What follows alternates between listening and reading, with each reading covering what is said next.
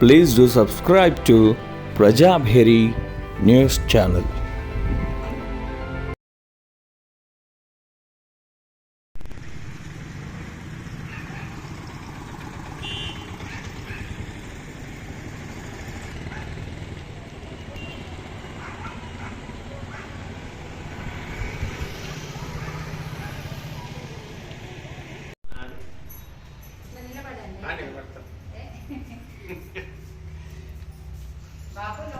श्रीराघवं दशरथात्मजमस्तमे कान्ताय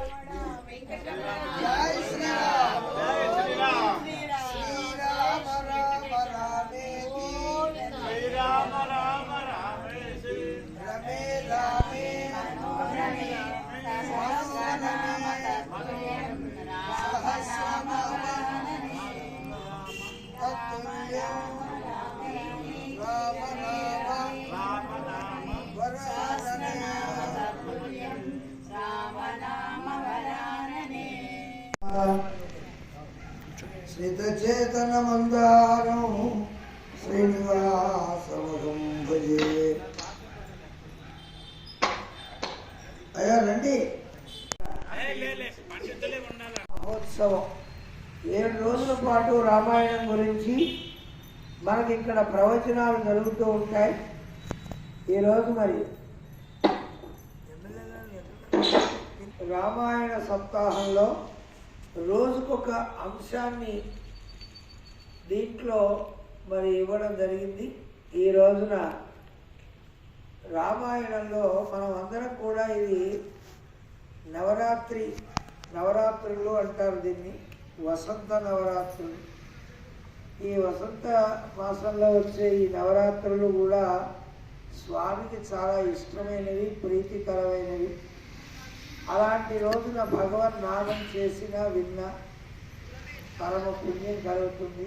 ఈ శ్రీరామ నవమి ఎందుకు చేస్తున్నాం? శ్రీరామ నవమి యొక్క ప్రాధాన్యత ఏంటి? నవమి అంటే 9వ సంఖ్య. 9వ సంఖ్యకు ఈ ప్రపంచంలో ఉన్నటువంటి చరిత్ర. మరి అదేవిధంగా రామాయణంలో ఈ నవమి నాడే ఈ కళ్యాణోత్సవం ఎందుకు చేస్తారు? తర్వాత రాముడి యొక్క జన్మ నక్షత్రం ఏంటి? మరి రామ కళ్యాణం చేస్తే ఏమవుతుంది? ఇలాంటి యొక్క అంశాలు శ్రీరామ నవమి యొక్క importance. What is the importance of Srirama Navami festival? పండుగలు వాటి ప్రాధాన్యతలు మనకు తెలియకుండా పోతున్న రోజుల్లో మనం అందరం కూడా వీటిని తెలుసుకోవడానికి ఇలాంటి పండితుల ద్వారా మనం తెలుసుకోవాలన్న దానికోసమే ఈ యొక్క కార్యక్రమం. అంతేకాకుండా మీరు ఈ 10 మంది వెళ్ళి ఇంకొక 10 మందికి ఒక్కొక్కరు ఒక్కొక్క 10 మందికి చెబితే ఇదంతా కూడా నిండిపోతే బాగుంటుంది. ఇవాళ రోజున ఇలాంటి ప్రవచనాలు అవసరం. కారణం చాలా మనకు తెలియని విషయాలే చెబుతారు. చెప్పేది గంట సేపే. ఈ గంటలో ఒక 10 నిమిషాలు వారి ఇష్టదేవతా స్తుతి అవి ఉంటాయి. అవి పోతే మనకు 45 నిమిషాల పాటు చక్కగా విశేషాంశాలను చెప్పే పండితుల్ని ఎన్నుకుంటున్నాం. ఈసారి ఒకరిని ఎన్నుకుంటే వాళ్ళు వస్తారో రారో అని ఎదురు చూస్తున్నాం. అలా కాకుండా ఈసారి ఏం చేస్తున్నామంటే మరి మంచి పండితుల్ని ఒక 4-5 ఎన్నుకొని ఉన్నారు మనస్సులో. అలాంటి వారు ఎవరు సమయం ఇస్తే మంచి పండితుల చేతనే చెప్పిద్దాము అనేటువంటి ఆలోచనకి వచ్చారు. కనుక మీరు వినేటువంటి అదృష్టం ఎంతమందికి ఉంటే అంతమంది వస్తారు. ఇది వినాలన్నా కూడా ఎన్నో జన్మల సుకృతం ఉండాలి. కనుక మరి ఈరోజు శ్రీ గణపతి అశోక్ శర్మ గారు వీరు విశ్రాంత ఉపాధ్యాయ వృత్తిలో ఉన్నారు. ఎంఈఓగా చేసి రిటైర్ అయ్యారు. అంటే మండల ఎడ్యుకేషనల్ ఆఫీసర్గా చేసి రిటైర్ అయ్యారు. విశ్రాంతోద్యోగిగా ఉండి కూడా ఎంత దూరం అయినా టీటీడీ వెంకటేశ్వర స్వామి పిలిచాడు అన్న ఒక అభిమానంతో వారు వస్తున్నారు. మరి అలాంటి వారిలో ఒకరు వీరు. కనుక మరి వారు చెప్పే మంచి మాటలు మనం అందరం విందాం. కృష్ణారావు గారు చక్కగా వారు కూడా ఉప విద్యాధికారి చక్కగా వారు కూడా ఇక్కడే కాదండి, వారు ఎక్కడెక్కడో జగన్నాథపల్లి మాతో పాటు చాలా ఊళ్ళు కూడా వచ్చారు. వచ్చి అక్కడికి కూడా వచ్చి వారు ఉపన్యాసం వినాల్సిన అవసరం ఉందా అంటే ప్రతి వారికి ఉంది. మనకు కూడా, నాకు కూడా ఏమనిపిస్తుందంటే ఒక్క చోట అయితే హాయిగా కూర్చోగలం. ఇప్పుడు 4 చోట్లకు పరిగెత్తాలి. వాస్తవంగా ఈరోజే ఉంటే నేను 5:30కే వచ్చేవాడిని, వస్తానని కూడా అనుకున్నా. కానీ 5:30కే ఇంటి దగ్గర మోటార్ చెడిపోయిందని కొంతమంది వచ్చారు. వాళ్ళు వస్తే వాళ్ళని ఏదో బాగు చేసుకొని వాళ్ళు అప్పచెప్పేసి వచ్చారు. ఆటే సమయం లేదు. ఇప్పుడు ఖచ్చితంగా 7 గంటలైంది. 7:45 పాటు ఇవాళ శ్రీరామ నవమి దాని ప్రాధాన్యత అనే అంశం మీద బ్రహ్మశ్రీ వేదమూర్తులైన మరి గణపతి అశోక్ శర్మ గారు మంచి పండితులు, సంస్కృతంలో తెలుగులో మంచి కావ్యాలు రాసిన కవి కూడా. వారి గురించి చెప్పాలంటే చాలా సమయం పడుతుంది కాబట్టి కొద్దిగా సమయం తర్వాత ఇస్తే, ఎందుకంటే వారు చెప్పే అంశాలు వింటే మనకే గోచరం అవుతుంది. నిన్నటి రోజులు కూడా చక్కగా వారు పంచాంగ శ్రవణం కూడా చేస్తారని తెలిస్తే వారిని కూడా ఆహ్వానించి ఉండేవాడిని. నిన్ననే మనకి జోషి పంతులు గారు ఎప్పుడు చేస్తూ ఉన్నారని ప్రశాంత్ జోషి గారు వారిని పిలవడం జరిగింది. నిన్న పంచాంగ శ్రవణం కూడా చేసినట్టు వాళ్ళ వార్తల్లో చూసాం. మరి కనుక ఇంత వివిధమైన అంశాల మీద మంచి అనుభవం కలిగిన వారు గణపతి అశోక్ శర్మ గారు. అదేవిధంగా మా చిరంజీవాచార్య గారు అవ్యాహతంగా ఎక్కడ ఏ స్టేజీ ఉన్నా దానికి చక్కగా వ్యాఖ్యానం చేస్తూ అందరినీ మురిపిస్తూ పూగిస్తారు. పూరీలు తయారు చేసేవాడు భగవాడిలో ఎక్కడ భుజలు పొగుతూ తీస్తారా వ్యక్తిని ఇక అవతల వాడు కింద చూసుకునే పని లేకుండా చేస్తారు. చక్కగా మంచి అది కూడా ఏంటంటే భగవంతుడి ఆశీర్వచనం అందరికీ సాధ్యపడదు కనుక అలా చేస్తూ ఉంటారు. తర్వాత బాలయ్య గారు మరి వచ్చి అడగగానే మా ప్రాంగణంలో పెట్టుకోండి, చక్కగా 10 మంది రోడ్డు మీద కనపడుతూ ఉంటారు, వస్తారు. మరి నిత్యం వారిద్దరు దంపతులు కూడా ఆ భగవంతుడిని సేవిస్తూ తరిస్తున్నారు. మరి నేటి రోజున మాధవరావు గారు నాతో పాటు వచ్చి ఇక్కడ వాతావరణం అంతా చూసుకొని మరి వాళ్ళ ఎమ్మెల్యే గారిని కూడా పిలుద్దాం అనుకున్నాం.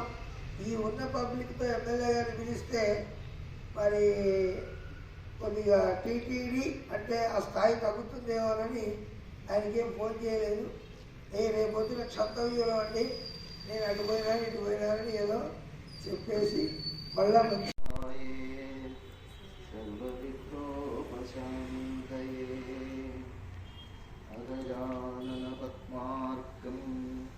గజాననమహర్నిశం ఆగమవిధినమయూరీం ఆర్యాం అంతర్విభావయే గౌరీ. శ్రీ గురుభ్యో నమః. నమస్కారం.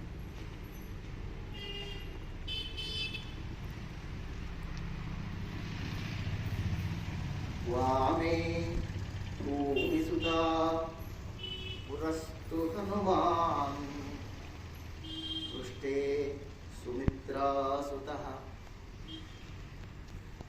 శత్రుఘ్నౌ భరతశ్చ పార్శ్వదలయో వాయువ్యాదికోణేషు చ సుగ్రీవశ్చ విభీషణశ్చ యువరాట్ తారాసుతో జాంబవాన్ మధ్యే నీలసరోజ కోమలరుచిం రామం భజే శ్యామలం రామం భజే శ్యామలం. శ్రీరామభద్రమణే నమః శివాయ.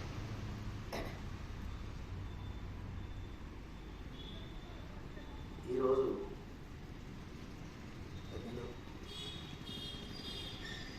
శ్రీ కోదండరామస్వామి వారి ఆదేశాన్ని నాకు అందిస్తూ మా వేదాంతం సీతారామచంద్రమూర్తి గారు ఒక బరువును పెట్టారు. ఇతరైన విషయం నిజంగా విషయాన్ని ఎన్నుకోవడంలో కూడా దీని మీద పరిశోధన చేయాల్సిన స్థితిలో ఉంటుంది. విషయాల్ని ఎలా బయటకు రావాలి. రామనవరాత్రాలు నవరాత్రాల ప్రాధాన్యత వాటి యొక్క విశేషం ఏమిటో చెప్తున్నాను. ఏది దాని గురించి కొంచెం ఆలోచించండి. సరే ఆలోచిద్దాం. అయితే ఒకటే విషయం అనిపించింది. ఇంతకుముందు ఎప్పుడో ఒకసారి అన్నాను. ఒక సందర్భంగా భయం అనేటువంటి విషయాన్ని చెప్పినప్పుడు చెప్పినాను. మా గురువు గారు ఒక ఇంగ్లీష్ లెక్చరర్ గారు ఒక సందర్భంగా అన్నారు ఈ మాట. లోకల్లో ఇద్దరికి భయం ఉండదు. అన్నీ వచ్చిన వాడికి ఏమి రాని వాడికి ఈ ఇద్దరికి భయం ఉండదు. అన్నీ వచ్చిన వాడికి అన్నీ తెలుస్తాయి కాబట్టి ఏదైనా చెప్పచ్చు. ఏమి రాని వాడికి ఏదైనా రాదు కాబట్టి భయం ఉండదు. ఈ మధ్యంతరంగా ఉన్నవాడికే భయాలు ఎక్కువ. కాబట్టి అయితే వస్తుంది లేకపోతే రాదు. ఏదో ఒక దాంట్లో అయితే ఉంటాం కదా. అందుకని సరే మనకు వచ్చిన 4 విషయాల్ని నలుగురు ముందర పంచుకోవడం కొరకు చేసే ప్రయత్నంగా ఈ విషయాన్ని తీసుకుంటాం. ఇక అనుకున్న విషయాల్ని చెప్పేటప్పుడు కూడా ఇంకొక సాహసం కూడా చేస్తున్నది ఏమిటంటే, మేము ఎప్పుడైనా మా గురువుల దగ్గర ఉపన్యాసాలు చెప్పేవాళ్ళం. మా గురువులు పరిగెత్తుకొని కావాలని చెప్పించేవాళ్ళు. ఇంకొక సందర్భంగా అప్పటికప్పుడు తీసుకొచ్చి ఉపన్యాసం చెప్పేసాం. ఇవాళ సమయానికి ఎవరు లేరా నువ్వు ఉపన్యాసం చెప్తావు. అప్పటికప్పుడు విషయం ఏమిటిది అంటే అప్పుడు చెప్పేవాడు. ఆ సమయానికి అల్లుకోవడం ఏదో ముచ్చట చెప్పడం. దీంట్లో నా ఉద్దేశం కూడా ఏం లేదంటే, పొరపాటు ఏదైనా జరిగితే గురువుల దగ్గర పొరపాటు జరిగితే ఇబ్బంది కాదు. ఏమైనా వాళ్ళు సర్దుకుంటారు. మిగతా వాళ్ళకి కావాల్సింది ఏమైనా ఉంటే మిగిలిన వాళ్ళ ముచ్చట్లలో చెప్పేసి వారు చెప్పినది నేను చెప్పినానో లేదో తెలుసుకొని వాళ్ళు చెప్పుకుంటారు. కాబట్టి ఇప్పుడు నేను కూడా ఏదైనా వారు నిర్దేశించిన మార్గంలో ప్రయాణం చేస్తూ ఉంటే ఏమైనా పొరపాట్లు ఏమైనా ఉంటే ఆయన సర్దుకుంటాడు. కాబట్టి ఇంకొకటి, వారు సీతారామచంద్రమూర్తి గారు కాబట్టి ఆ రామచంద్రమూర్తి ముందు మనం ఏం మాట్లాడినా విశేషం. రెండవది, రామోస్తు లలితారూపం అని అంటారు. రాముడు స్వయంగా లలితాదేవి యొక్క స్వరూపమే రామచంద్రమూర్తి. కృష్ణస్తు శ్యామల. కాబట్టి రామచంద్రుడు సాక్షాత్తు లలితాదేవి యొక్క స్వరూపమే రాముడు, లలితుడు. కాబట్టి ఆ రామచంద్ర స్వామిని గురించి మనం ఇక్కడ కొంచెం చర్చించుకోవడానికి ప్రారంభంలో ఒకరోజు సప్తాహములు అన్నారు, మళ్ళీ నవరాత్రాలు అన్నారు. ఇదేదో నాకు విషయంలో కొంచెం విషమం చేశారు, విషయాన్ని విషయమం చేశారు. కాబట్టి సరే, ఏదేమైనా రెండు విషయాల్ని దానిలో గురించి చర్చించుకుంటూ ఇంకా కాస్త ముందుకు వెళ్దామని అనిపిస్తుంది. ఇందాక నేను అనుకున్నటువంటి ఇప్పటిదాకా నేను చదివిన శ్లోకం వాల్మీకి మహర్షి ఆనంద రామాయణంలో చెప్పిన మాట. రాముని గురించి అద్భుతమైనటువంటి వర్ణన రామ దర్బారుని గురించి చెప్పారు. కాబట్టి అలాంటి రాముడు మన హృదయంలో ఉండి ఆత్మారాముడై ఆయన మన మనస్సులో నిలిచి 4 మాటల్ని ఆయన చెప్పిస్తాడు. ఆయన చెప్పించే మాటల్ని ఆయనకే వినిపిద్దాం అనుకుంటూ ఈ విషయానికి ఇక ముందరికి వెళ్దాం. ఈరోజు మనం నవరాత్రాలని ప్రారంభం చేసుకున్న 2వ రోజుగా భావిద్దాం. నవరాత్రాలు వాటి యొక్క ప్రాధాన్యత అనే అంశాన్ని మొదటగా ఆలోచిద్దాం. లోకంలో ఉండే నవరాత్రాలని గురించి చెబుతూ మన కల్పాలు, వివిధ కల్పాలు ఏం చెప్తున్నాయంటే చైత్ర మాసం, వైశాఖ మాసం, మార్గశీర్ష మాసం, శ్రావణ మాసం, ఈ 4 రకాల నవరాత్రాలు చేసుకోవాలని నిర్దేశించారు. వీటిల్లో చైత్ర వైశాఖాల్లో వచ్చే ఈ నవరాత్రాల్ని వసంత నవరాత్రాలు అని కూడా అంటారు. అంటే ఇది వసంత ఋతువుల్లో వస్తుంది కాబట్టి వీటికి వసంత నవరాత్రులు అని పిలుస్తారు. ఇక నవరాత్రుల్లో మరి 9 రోజులే ఎందుకు పూజించాలి? మిగతా రోజుల్లో పూజిస్తే ఏమైనా తేడా ఉందా అని అంటే, ఎట్లాగూ వారే నాకు మార్గనిర్దేశం చేసే దాంట్లో సప్తాహం అన్నారు. కాబట్టి ఇక్కడ నేను కొంచెం ఒక అడుగు పక్కకు జరగమంటే 2వ అడుగు కూడా జరగవచ్చు. ఈ వెంకటేశ్వర స్వామికి పాంచరాత్ర దీక్షా విధానం ఒకటి ఉంది. ఇంచుమించు తిరుపతిలో పాంచరాత్రాగమంలోనే స్వామివారి సేవలు, కైంకర్యాలు జరుగుతూ ఉంటాయి. ఇక ఈ పద్ధతి గురించి కొంచెం ఆలోచిస్తే సంఖ్యా విషయానికి కొంచెం వెళ్ళాలి. ఇందాకే వచ్చినప్పుడు నేను ఈ మధ్యలో చిన్నగా మాట్లాడుకుంటూ మా మిత్రుడు కృష్ణారావు సార్ తోటి ఒక చిన్న మాట అన్నాను. ఇవాళ నిజానికి ఆయనను నేను బలవంతంగా మధ్యంతరంలో తీసుకొచ్చినట్టే. నాకు వాహనం లేని కారణంగా ఆయన నాకు బందీ అయినా. మా మనవడు నా వాహనాన్ని అదృశ్యం చేసినాడు. అందువల్ల నేను మా కృష్ణారావు సార్ను బంధించాల్సి వచ్చింది. ఈ బంధంలో ఏదేమైనా బంధంలో ఒక అనుబంధం ఉంటుంది. కవిత్వాన్ని చెప్పేటప్పుడు ఒక సందర్భంగా మేము అనుకున్నాం, బంధం లేని కవిత్వం ఉంటుంది. ఇప్పుడు అంటే వచన కవిత్వము అది ఇది అని అనుకుంటాం. దీనికి ఛందోబంధాధికారులు ఏమీ లేవు. ఛందస్సు కానీ, లేకపోతే తాళాలు కానీ, శృతులు కానీ, ఏ బంధం లేకుండా ఇష్టం వచ్చినట్టుగా చెప్పుకోవచ్చు. కానీ గమ్మత్తు ఏముందంటే, బంధంలో ఉండే ఆనందం చాలా ఎక్కువగా ఉంటుంది. అది విడదీయరానటువంటి బంధం. కాబట్టి బంధంలో ఉండే ఆనందం, ఛందస్సులో ఉండే ఆనందం తెలుసుకోవాలంటే వివాహ బంధం కలిగిన స్త్రీని అడుగుతే చెప్తుంది. ఆమెకు ఉండే గౌరవం తెలుస్తుంది. వివాహ బంధమైనటువంటి స్త్రీకి మొత్తైదువగా అందరూ గౌరవించి పూజిస్తారు. బంధం లేని స్త్రీని పూజించడం అనేది కొంచెం వింతగా ఉంటుంది. కాబట్టి ఒక విషయాన్ని చెప్పుకోవాల్సి వస్తే, విదురుడు ఒక చోట చెప్తాడు భారతంలో, మనం ఏదైతే లక్షణాలని గురించి చెప్పేటప్పుడు శాస్త్రీయమైన అంశాలని చెప్పుకునేటప్పుడు ఆ అంశాలని గురుముఖత వస్తే ఎలా ఉంటుందో చెబుతూ ఒక విషయాన్ని ప్రతిపాదిస్తారు ఆయన.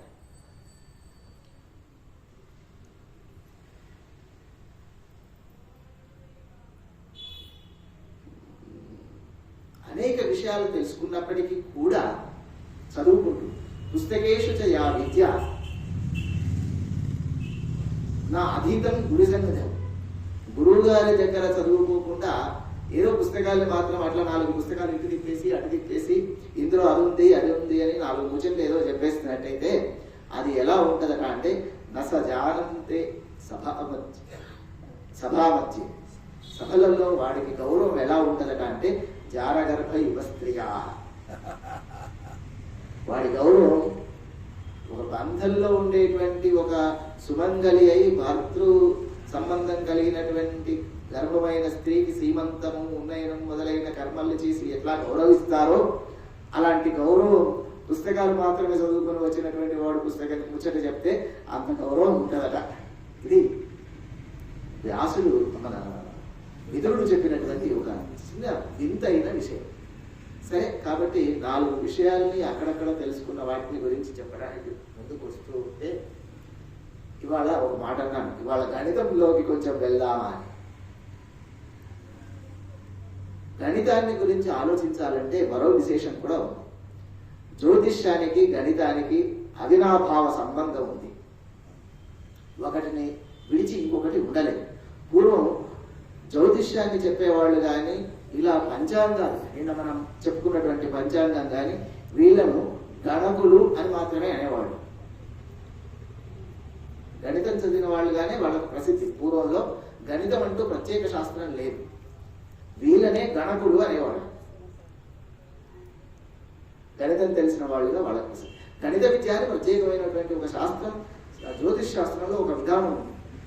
వాళ్ళు మాత్రమే పంచాంగాలు మొదలైనవి రాసేవాళ్ళు, వాళ్ళు గణిత శాస్త్రం. కాబట్టి మాకు చిరున్నప్పుడు చెప్పుకునే మా తాతయ్య గారు మాట్లాడేది, ఒరే నీ గణితం కూడా నేర్పుతాను రా.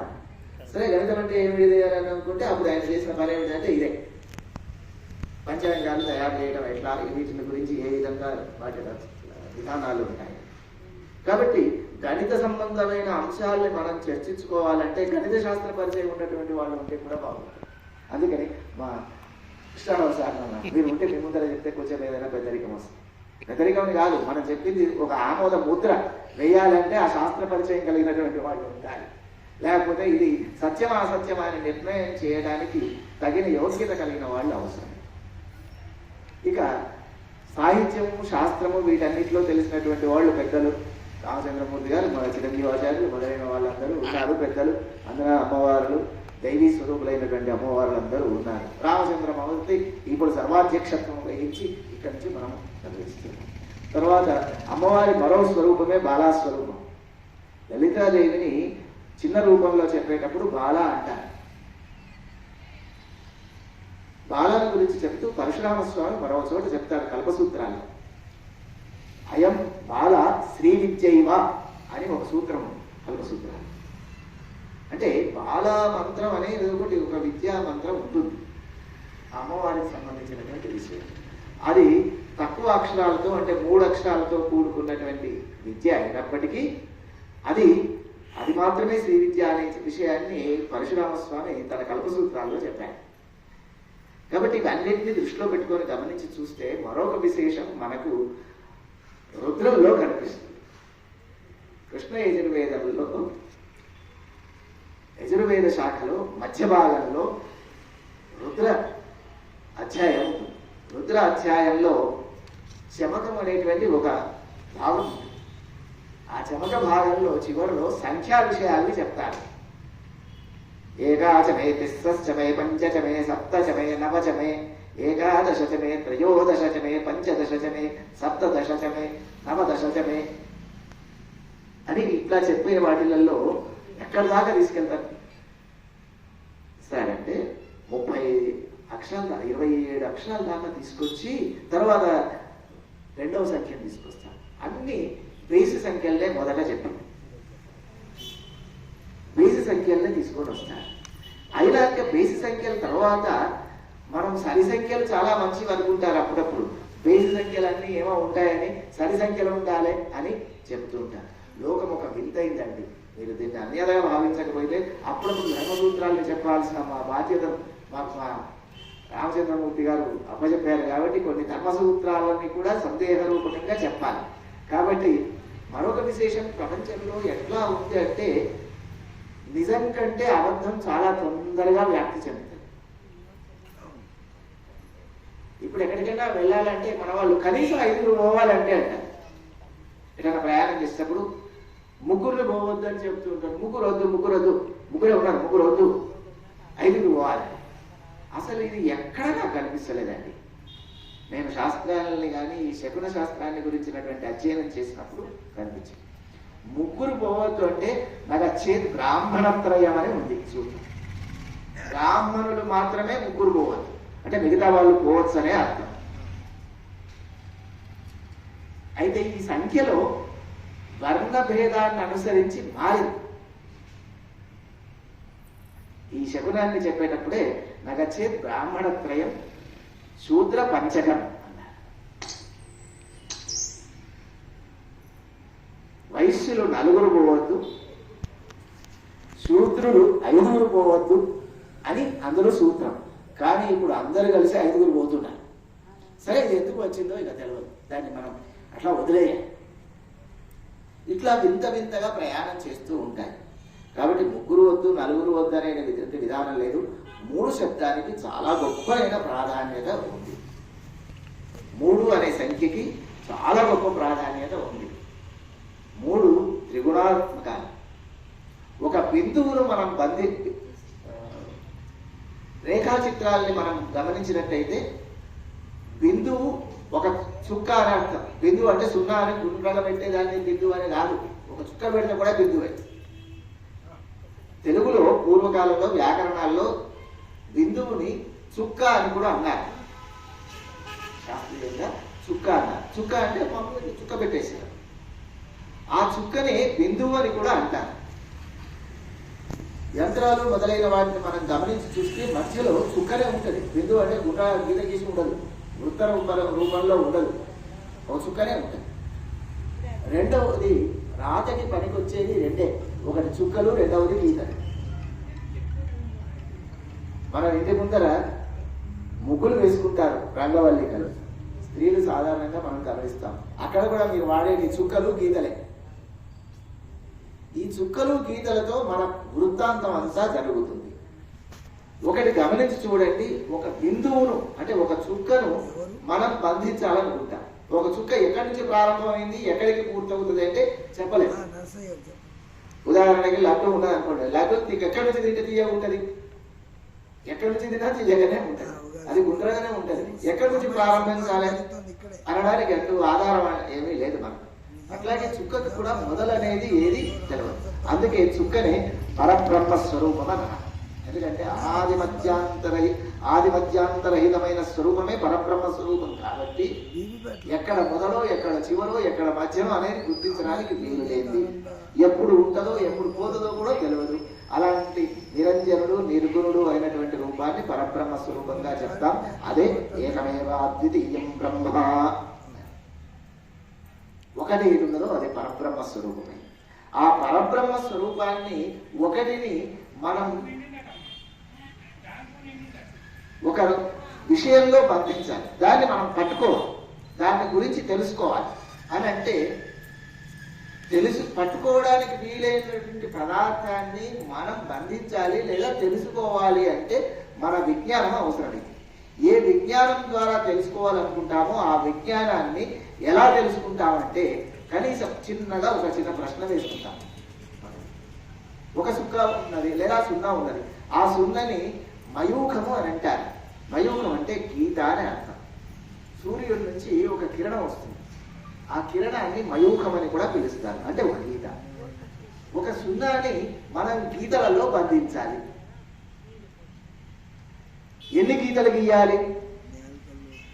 ఎన్ని గీతలు గీస్తే మనం 0ను పట్టుకోవచ్చు. ఒక వ్యక్తి, ఇప్పుడు నేను ఇక్కడ ఉన్నాను, ఇది బిందువు రూపం అనుకుందాం. దీన్ని చుట్టూరుగా ఏదైనా బంధించేయాలనుకున్నాం. ఏం చేస్తాం? అష్టదిగ్బంధనం అంటాం. 8 దిక్కులలో బంధించవచ్చు, లేదా 10 దిక్కులలో బంధించవచ్చు, లేదా 100 కోణాలు వేయచ్చు. ఇట్లా అనేకం చేస్తాం. మరి మన దగ్గర అన్ని కోణాలు వేయడానికి లేదు, అన్ని బంధనాలు చేయడానికి లేదు. అతి తక్కువలో ఎన్ని దిక్కుల నుంచి బంధించవచ్చు, ఎన్ని గీతలు గీస్తే ఒక బిందువును మనం బంధించవచ్చు అనేది ఒకసారి ఆలోచించండి. ఒక చుక్క మధ్యలో పెట్టి గీతం అనే దానికి అలవాటు కొరకు, మనకు మీకు గుర్తు కొరకు ఒక అగ్గిపుల్లలు తీసుకుందాం. అవి గీతలు అనుకుందాం. ఒక కొన్ని అగ్గిపుల్లల్ని తీసుకొని ఎన్ని వీలైతే అన్ని తక్కువ అగ్గిపుల్లల్ని వాడుకొని ఈ చుక్కను చుట్టూరా పెట్టి బంధించాలి అనుకుంటా. కాసేపు తక్కువలో తక్కువ ఎన్ని కావాలి? కావాలి కర్తవ్యం. కనీసం 3 ఉండాలి. ఒక చుక్కను మనం బంధించాలంటే 3 గీతలు అవసరమవుతాయి. ఈ గీతలే 3. అందుకే 1 కాగానే 3 చెప్పింది వేదం. ఏకాశమే త్రిస్రశ్చనే. ఒక పదార్థమైనటువంటి బ్రహ్మ పదార్థాన్ని మనం తెలుసుకోవడానికి లేదా బంధించడానికి 3 గీతలు అవసరమవుతాయి. 3 మయూకలు. ఈ 3 గీతలే త్రిగుణాలు. ఈ 3 గీతలే త్రిగుణాలు అంటే సత్వ రజస్తమో గుణాలు. ఒక బ్రహ్మ పదార్థం మీద సత్వరజస్తమో గుణాల యొక్క ప్రయోగం జరిగినప్పుడు అవి 3 భాగాలుగా అవుతాయి. మరొక రకంగా ఇంకా కొంచెం ఆలోచిస్తే ఒక గమ్మత్తైన విధంగా జరుగుతుంది. ఈ 3 3 భాగాలు ఉంటాయి. ఇవి ఎప్పుడూ ఒంటరిగా ఉండవు. సత్వం ఒకటే ప్రధానమై ఉండదు. సత్వగుణం ఒకటే ప్రధానమైతే మనకు కనిపించదు. రజోగుణం ఒకటే ప్రధానమైతే అది కనిపించదు. తమో గుణం కూడా ఒకటైతే అది కనిపించదు. వీటికి మాయా ప్రభావం అవసరమైంది. అంటే దాన్ని ద్విగుణీకృతం చేసే విధానం చేయాలి. అంటే ఇక్కడ ఉన్నటువంటి 3 ఒక్కొక్క దానిలో 3 భాగాలు వస్తాయి. మళ్ళీ సత్వంలో శుద్ధ సత్వం, దానికి మాయాసత్వం, సత్వ రజస్తమాలు మళ్ళీ సత్వంలో వస్తాయి. వస్తే ఒక పదార్థం అవుతుంది, కనిపిస్తుంది. అప్పుడు అది బ్రహ్మ పదార్థం, బ్రహ్మ అనే చతుర్వ్యూహాలైనటువంటి బ్రహ్మ పదార్థంగా కనిపిస్తుంది. అందుకే సత్వగుణ ప్రధానుడైనటువంటి వ్యక్తి బ్రహ్మగా చెప్పుకుంటారు. ఆ తర్వాత రెండవది రజోగుణం. సత్వరజానికి మళ్ళా సత్వము, రాజస్సు, తమస్సు 3 కలిపిన అవి 3 అయినాయి. తమో గుణం సత్వతమం అని ఒకటి తీసుకున్నట్టయితే మిగిలిన 3 కూడా మళ్ళీ ఇందులో వస్తే 3 పదార్థాలు అయినాయి. ఇప్పుడు 3 అయితే 9 అయినాయండి. ఒక్కొక్క పదార్థంలో మళ్ళీ 3 కలిపితే 9 అవుతుంది కదా. ఇది 9. ఈ సత్వ రజస్తమో గుణాల యొక్క సందీపనం అంటే దీన్ని ఒక రకంగా చెప్పాలంటే మనం పంచీకరణం అనే విధానం ఉన్నది చూడండి. ఒకటి పృథివీ ఆపస్తేజో వాయురాకాశాలు అనేటువంటి 5 పంచభూతాలని ఒక్కొక్కటిగా ఉన్నప్పుడు అవి వేరువేరు. వాటిని మనం పట్టుకోలేము, చూడలేము, ఏమీ చేయలేము. వాటిలో ఒక్కొక్క పదార్థంతో మిగతావన్నీ కలిసినప్పుడు పంచీకరణం అవుతుంది. దీన్నే పంచీకరణం అంటారు. అప్పుడు మనకు భూమి కనిపిస్తుంది, అగ్ని కనిపిస్తుంది, వాయువు కనిపిస్తుంది, ఆకాశం కనిపిస్తుంది. అన్ని ఈ కనిపించే పదార్థాలుగా మనకు అవుతాయి. అలా ఈ త్రిగుణాల యొక్క రూపాలు త్రిగుణాలని పంచీకరణం చేసినట్టుగా త్రికరణీకరణం అందాలి. దీన్ని 3 క్యూబ్ అంటారు మ్యాథమెటిక్స్. ఇప్పుడు పద్ధతిలో తీసుకున్నట్టయితే 3 3 రకాలుగా మనం భాగించి చూడటం, గుణించి చూడటం. అప్పుడు 3 3 9 అవుతుంది. ఇది 9 యొక్క సంఖ్య యొక్క రూపం. సత్వరజస్తమో గుణాన్ని మనం చూడాలంటే 3ను 3 భాగాలుగా చేసి చూస్తే అప్పుడు 9 రకాలుగా కనిపిస్తుంది. అప్పుడు 9 రోజులుగా దాన్ని పూజించే విధానం అయింది. ఇది నవరాత్రుల యొక్క విభాగంగా మన వాళ్ళు విభాగం చేసినటువంటి పద్ధతి. పంచభూతాత్మకమైన రూపాల్ని పంచీకరణం చేసి చూపించే విధానం పంచరాత్రాలు. ఇక సప్తధాతువుల రూపంగా వచ్చినటువంటి విధానాన్ని చేసేది సప్తాహం. సప్తాహం అనేటువంటిది ఒక విధానంగా వచ్చిన రూపం. భారతాన్ని సప్తాహంగా చేసి. కానీ ఇందాక మనం మొదట్లో అనుకున్నాం చూడండి, అదేమిటిది ముగ్గురు పోవద్దు అని అంటే ఇక ఎవడైనా ముగ్గురు పోవద్దు అని 5 ఎట్లయితే పోతున్నామో, 5 శూద్రులు పోవద్దు అని అంటే వాళ్ళు కూడా 5 పోవచ్చు అని ఎట్లయితే అనుకున్నామో ఇది అంతటా వ్యాపించింది. సప్తాహం ఎందుకు వచ్చింది అని అంటే అసలు పరీక్షిత్ మహారాజును శపించాడు. ఏమని? ఇవాళకి 7వ రోజు నాడు అంటే ఇవాళని వారం మళ్ళా వచ్చే వరకు ఉండవని. ఆ తక్షకుడి మూలంగా చచ్చిపోతాడు. అందుకని చచ్చిపోతాడని తెలియగానే ఈ రాజు వచ్చి అడిగినాడు, ఏం చేశారో బాబు అని అంటే నేను ఆ రాజును శపించిన అన్నాడు. ఓరి నాయన, పరీక్షితులు శపించావా? ఇవాళ పరీక్షిత్తు వలననే దేశంలో కలిగి ప్రయోగం కాకుండా ఆగింది నాయన. పరీక్షిత్తు ఎప్పుడైతే పోతాడో వెంటనే కలి ప్రభావం ప్రారంభమవుతుంది. అప్పుడు ఇంకా నువ్వు ఏమీ చేయలేవు. కాబట్టి అలాంటి గొప్పవాడికి నువ్వు శపించావు కాబట్టి ఋషి శాపం పుట్టిగా పోదు, అది ఏదో అవుతుంది. చేసిన తప్పున ఏం చేయాలని చెప్తే పోతుంది. ఇప్పటికీ అది మాట వచ్చింది, చెప్పిన పాపం చేసిన పాపం చెప్తే పోతుంది. అందుకని పోయి వాడి ఆయన పోయి చెప్పిరా పోరా అన్నాడు. ఎవరు చెప్పాలంటే నువ్వే పోతావు, నువ్వు చేసిన పాపం నువ్వే చెప్పుకో. మళ్ళీ ఆయన పోయి చెప్పాడు, స్వామి నేను నీకు శపించాను, కారణం ఏంటంటే నువ్వు నా మెడలో పాము వేసావు కాబట్టి ఆ పాము రూపంలో నువ్వు నీకు రుచి వచ్చి చచ్చిపోతామని చెప్పినా, కాబట్టి ఇక తర్వాత నువ్వు ఏం చేసుకుంటావో చేసుకో, నా పని అయిపోయింది అన్నాడు. చెప్పి వెళ్ళొచ్చిన. పరీక్షిత్తు కూడా ఆలోచించినాడు. సమయం ఎంత ఉంది? 7 రోజులే ఉంది. ఈ 7 రోజులలో ముక్తి రావాలి. ఏం చేస్తామో తెలియదు. అందుకని ఈ 7 రోజులలో నాకు ముక్తినిచ్చేవాడు ఎవడు ఉన్నాడని ఇంకా పరిశోధన చేయడం మొదలుపెట్టాడు. ఎవరిని అడిగినా ఎవరు చెప్పలేదు. చివరికి శుక మహర్షి వచ్చినాడు. ఆయన 7 ముహూర్తాలలోనే మోక్షం అంటే ఏమిటో చెప్పేశాడు.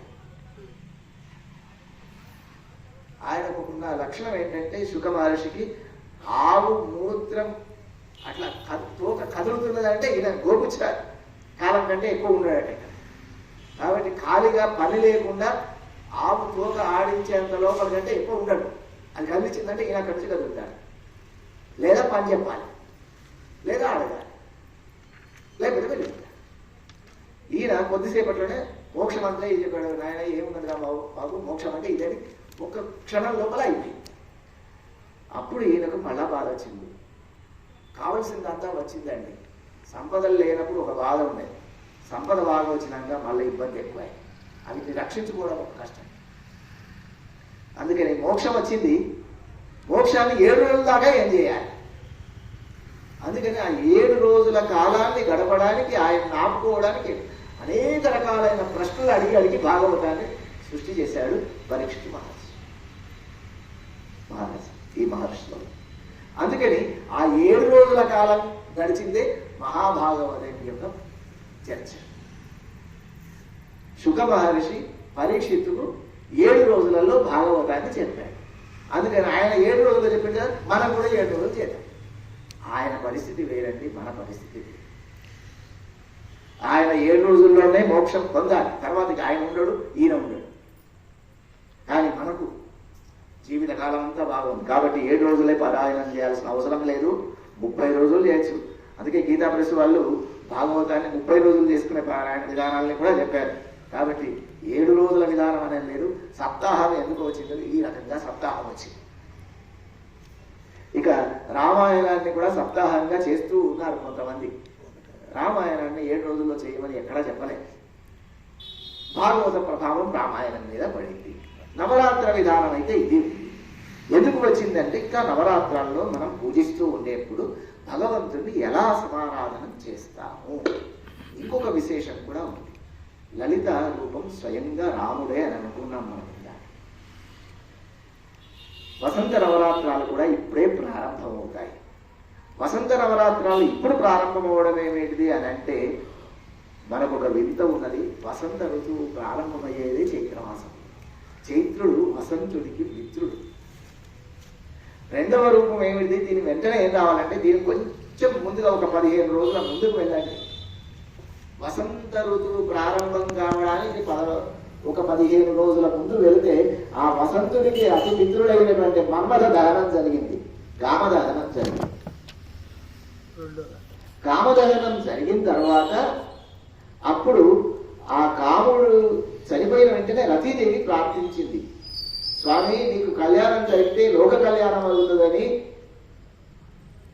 వృత్రాసురుడిని సంహరించడానికి కుమారుడు పుట్టాలి కాబట్టి కుమార సంభవం కోసం నీకు నా భర్త ఏదో సేవ చేయడానికి పోతే నువ్వు కాల్ చేస్తుంది, నా పరిస్థితి ఏమిటి అని ఆమె చాలా భయంకరంగా బాధపడుతూ ఏడిస్తే, అమ్మవారి అనుగ్రహం వల్ల మళ్ళీ మన్మథుడు అశరీరుడై జన్మిస్తాడని లలితాదేవి ఆయన ప్రసాదించింది.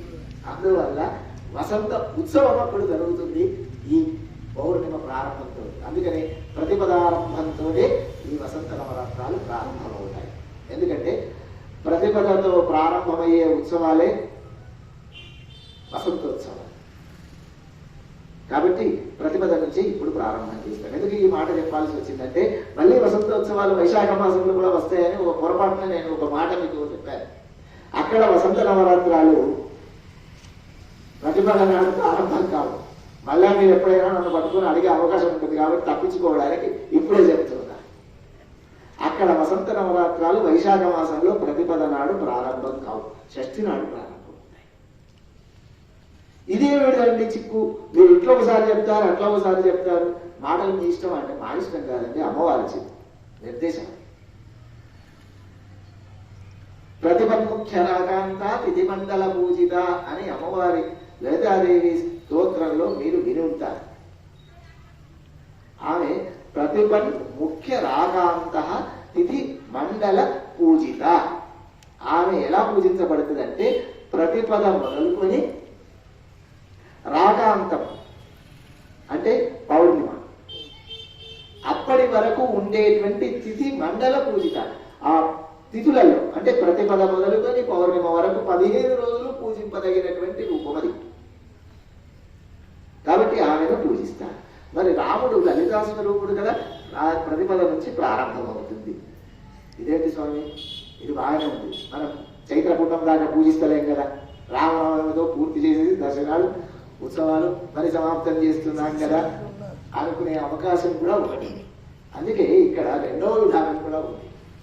ఒక దీర్ఘమైన దాన్ని మనం రాయాలంటే పద్యాలు రాసేటువంటి విధానంలో మీకు ఎప్పుడైనా కనిపిస్తుందో, పద్యం రాసేవాడు ఏం చేస్తాడు, ఆ లైన్ అంతా పట్టకపోతే సగం దాకా రాసి రెండవ భాగాన్ని సగం మధ్యలో వదిలేసి మధ్య నుంచి రాసి చివరి దాకా రాస్తాడు. ఇది గమనించి ఉంటాను.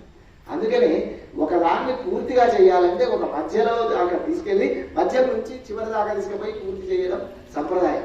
అందుకే ఈ వసంత నవరాత్రాల్లో 1 నుంచి 9 దాకా చెప్పి అక్కడ ఆపేసి వసంతోత్సవాల్లో అదే రెండవ వసంత ఋతువులో వచ్చేటువంటి వైశాఖ మాసంలో షష్ఠి నాడు ప్రారంభం చేసి పౌర్ణిమ నాడు అంతం చేస్తాం.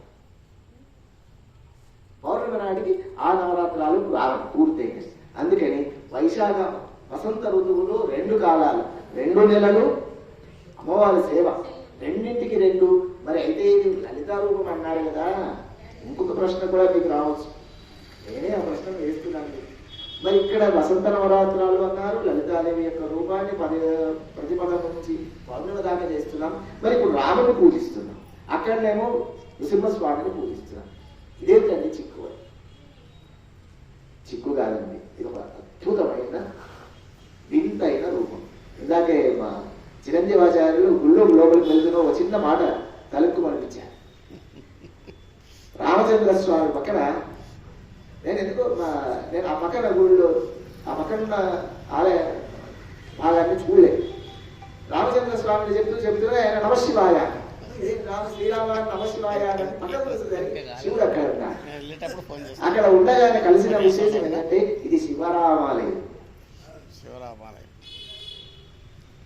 ఇక్కడ ఇంకొక వింత జరిగింది. ఇవాళ మరో సంగమం కూడా ఏంటంటే ఈ ముచ్చట చెప్పేవాడిని నేను శివరాముడు ఊరు అని.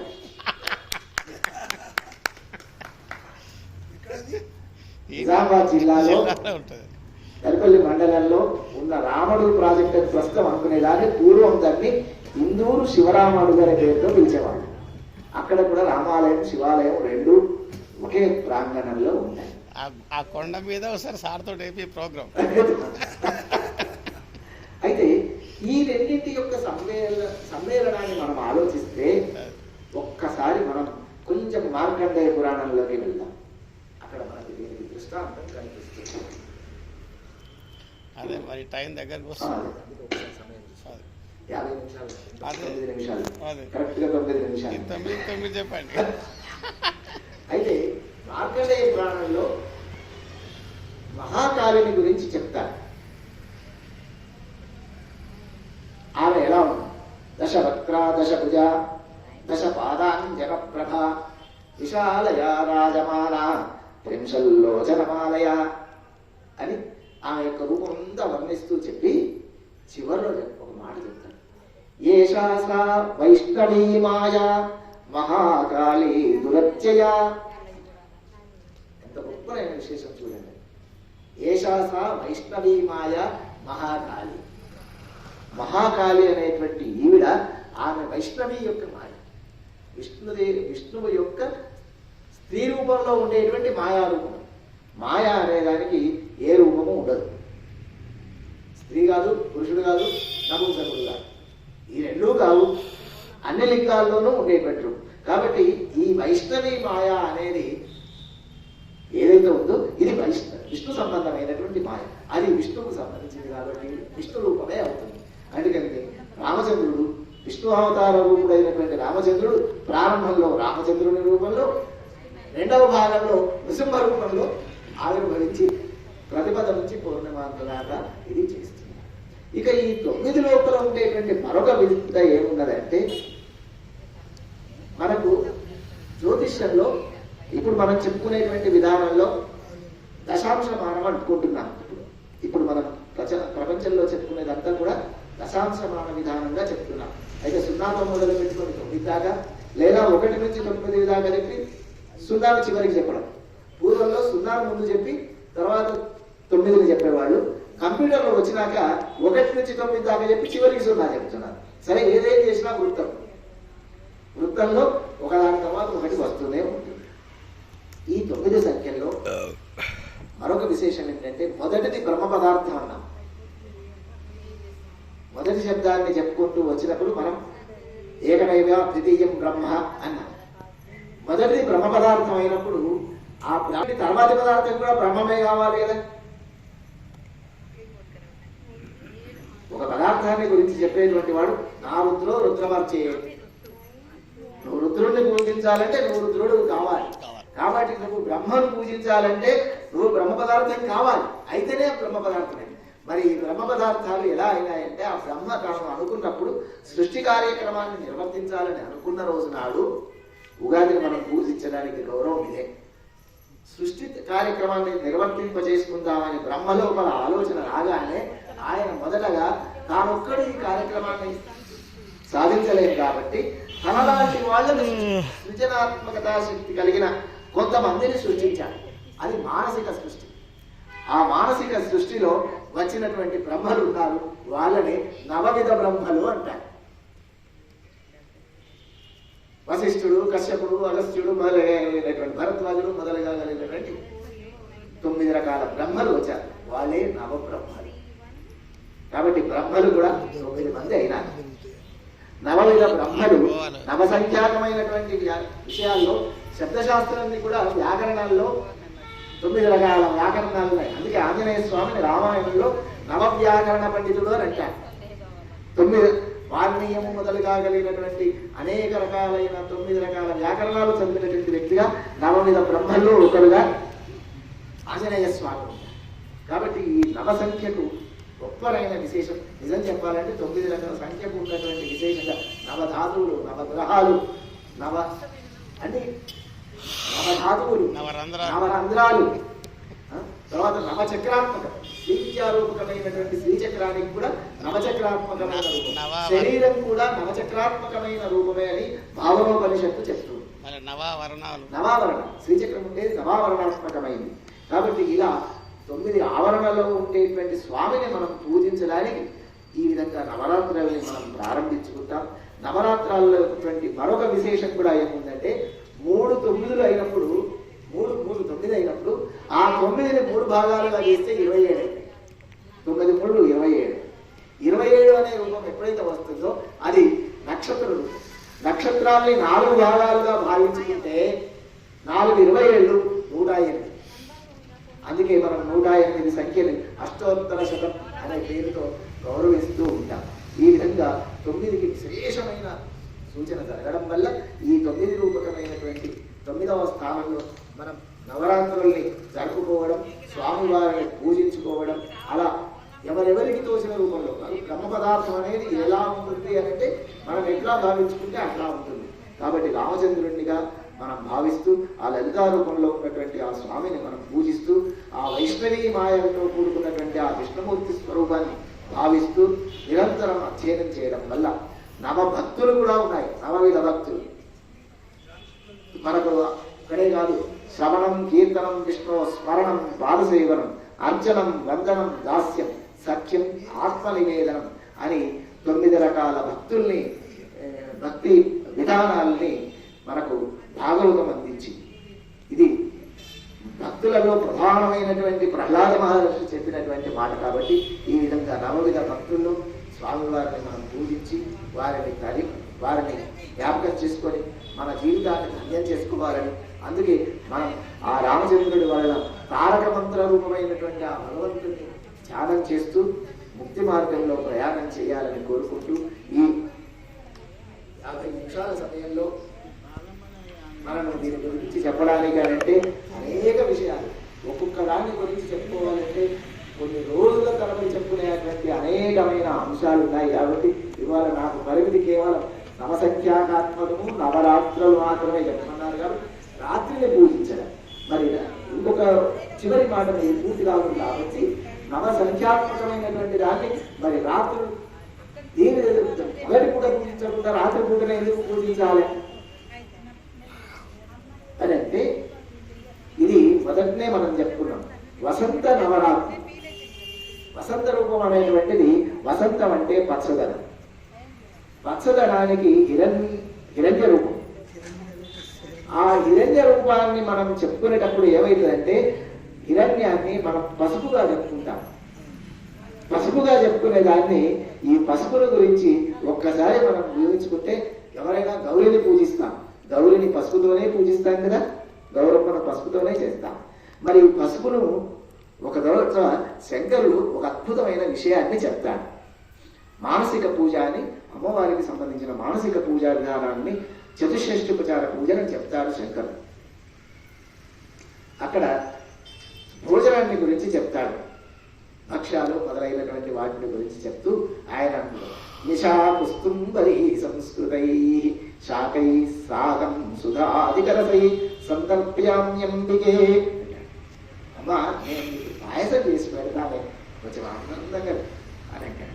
అక్కడ ఆ చేసేటువంటి శాఖలు ఎలా ఉండాలట అంటే, హింగు నాగర నిశా కుస్తుంబరీ సంస్కృతై. వంట చేయాలంటే ఇది వంట వాళ్ళ చేసిన అమ్మవాళ్ళకి మీ అందరికీ తెలుస్తుంది. అందులో ఇంగువ వేయాలి, జీలకర్ర వేయాలి, ఇంగు జీర సమన్వితం, ఇంగువ జీలకర్ర మొదలైనవి వేసి నిశా కుస్తుంబరి సంస్కృతి, నిశను తర్వాత కుస్తుంబరిని వేస్తాం. నిశ అంటే మరో అర్థం రాత్రి అనే కాకుండా పసుపు అనే అర్థం. ఆ పసుపు మొదలైన పదార్థాలను వేసి ఆ వంట చేసినాను, అద్భుతమైన వంట తయారైంది అమ్మ, నువ్వు ఈ అన్నం తిను అని శంకరాచార్యులు అమ్మవారికి నైవేద్యాన్ని పెడతారు. అంటే ఇక్కడ నిశ అంటే పసుపు. నిశామయి అమ్మవారికి పేరు ఒకటి. ఆమె నిశామయి అంటే రాత్రి ఉంటుందనే కాదు, పసుపు రూపంలో ఉంటుందనే అర్థం. మీరు రాత్రి అనుకుంటే అనుకోండి, కానీ నిశ అనే దానికి పసుపు రూపంలో ఉంటుంది అని అర్థం.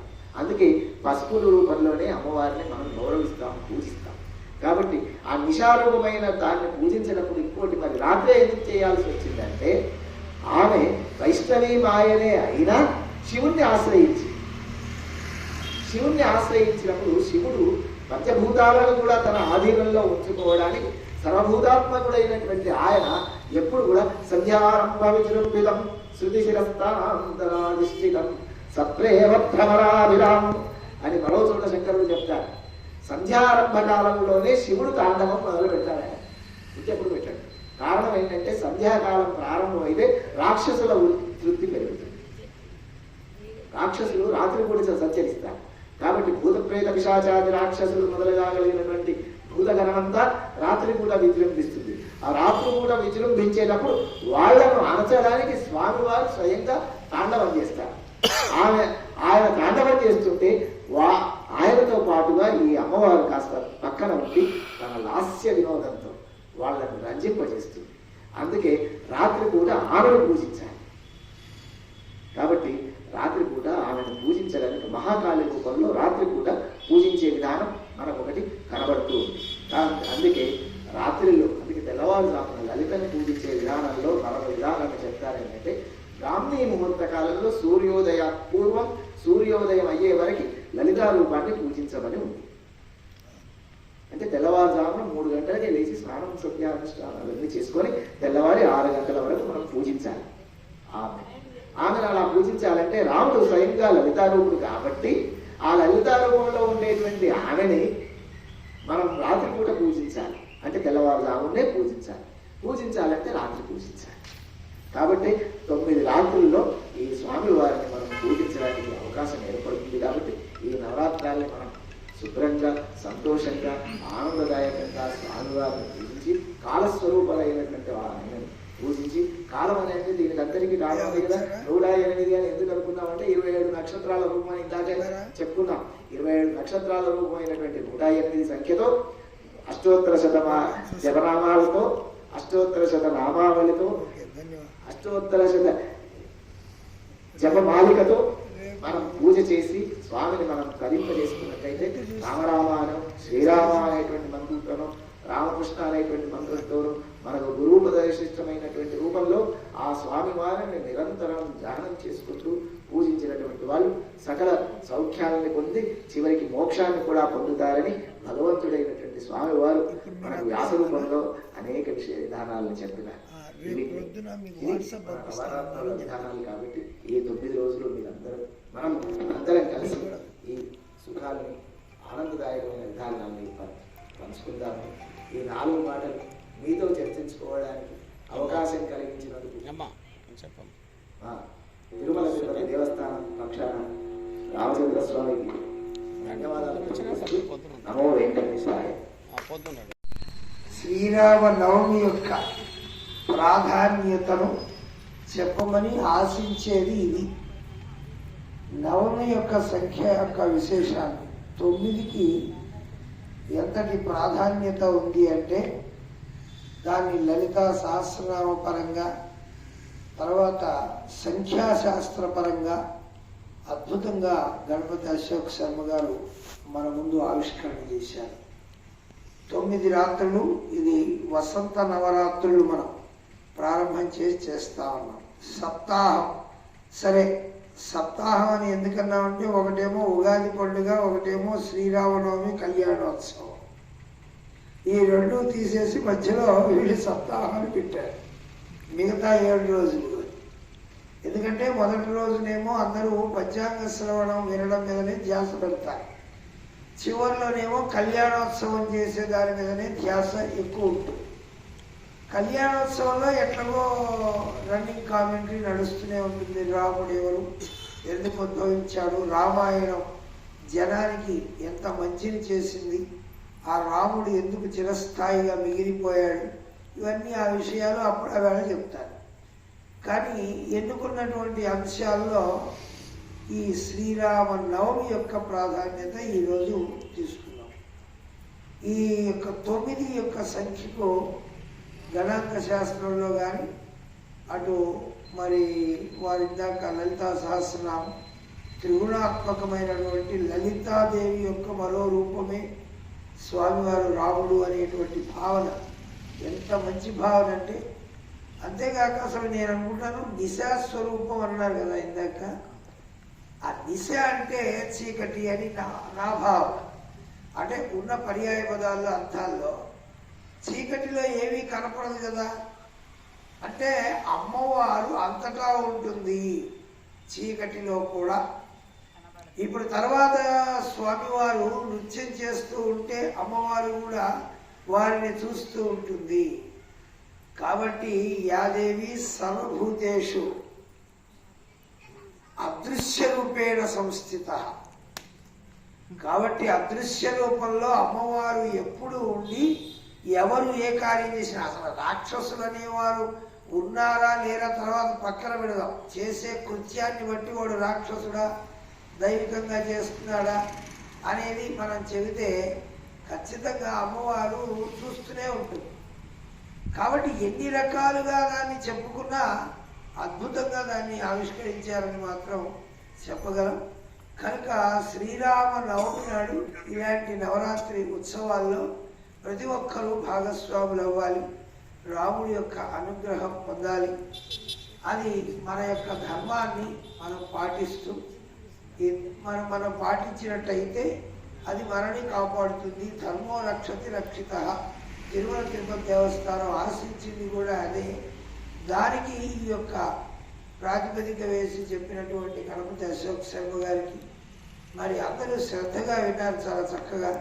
ఎందుకంటే మధ్య మధ్యలో కొద్దిగా మనకి ఏమనిపిస్తుందంటే 45 నిమిషాలే అన్న, అందుకే తొందరగా అయిపోయేవారికి ఇంకా చేస్తే బాగుండని అనిపించట్లే. ఇప్పుడు చూసారా, ఈ యొక్క భావన రావాలంటే మళ్ళా గణపతి అశోక్ శర్మ గారిని ఇంకో రోజు పిలవాలి అనే భావన వస్తుంది. అందువల్ల అదే రోజుకొకళ్ళు చెబితే కూడా వ్యక్తులు మారుతూ ఉంటే వారి యొక్క అంటే ఏ రూపంలో చూసినా అద్భుతంగానే ఉంటుంది. ఏ కోణంలో ఒక్కొక్కరు ఒక్కొక్క కోణంలో ఆలోచిస్తారు కనుక మరి 7 రోజులు 7 పండితులు పెడదామని ఇదివరకు మొత్తం దాని మీద వేశారు. అప్పుడు ఇంతే వచ్చారు, ఇప్పుడు ఇంతే వచ్చారు. కానీ మనకి వినేవాళ్లకు ఇంకా తెలియజేయాలంటే పత్రికల వాళ్ళు ఎవరు ఇక్కడికి వచ్చేటట్టు లేదు. కారణం ఏంటంటే వాళ్ళకి అక్కడి దగ్గరికి తీసుకుపోయి వాళ్ళ ఫోటోలు పెట్టాలి, అవి చేస్తారు వాళ్ళు. మరి పత్రికల్లో రావాలి, మరి ఇది తీసుకొని మనం అక్కడికి పంపిస్తున్నాం. ఏది తిరుపతి దేవస్థానానికి వెళ్తుంది. అందుకే మీ అందరినీ కూడా తీశారు. రేపు మరి వాళ్ళు కూడా ఎప్పుడు చూపిస్తారో తెలియదు. మొత్తానికి ఉదయం పూట 9కి, అదే రాత్రిపూట 9కి, ఉదయం 10 గంటలకు అట్లా మరి ఈ యొక్క ఆధ్యాత్మిక విశేషాల్లో మన ఫలానా ఊరు ఫలానా గుళ్ళో ఫలానా వారు చెబుతున్న సందర్భంలో అని మనకి చూపిస్తారు. అది మనం అందరం కూడా చూసి ధరించాలని కోరుతూ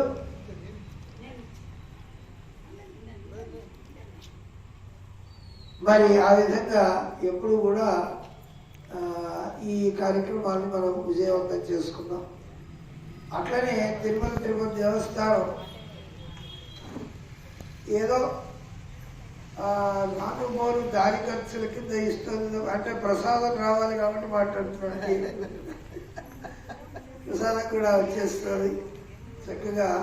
ఫల ప్రసాదం అందరూ కూడా రాముడు రామాయణం ఎప్పుడు కూడా ద్రాక్షాపాకం కనుక ద్రాక్ష వచ్చినాయి కాబట్టి మరి చక్కగా అందరూ కూడా అయ్యే లోపల ఇందులోకి చంద్రుడికో నూలుకోగలిగినట్టుగా మన అశోక్ శర్మ గారిని చిరు సన్మాన్. విజయగిరి నరసింహారావు గారు ఇప్పుడు ఈ నవరాత్రుల ఉత్సవం రోజులు పాల్గొనాలని నేను చూస్తున్నాను. ఆయన ఏమన్నాడంటే, నేను పెద్ద కుమారుణ్ణి అమ్మా పాప అని పిలిచేవాడు. మాకు అప్పుడు ఉన్నప్పుడు కూడా మాకు ఎంతో వీలు చేశాడు, ఎన్నో సహాయం చేశాడు. కానీ ఇంకోటి ఏంటి అంటే నిలబడి నడిపిస్తానని వాగ్దానం చేయాలని చెప్తున్నాను. ఏమన్నా నరసింహరావు గారు? నరసింహరావు గారు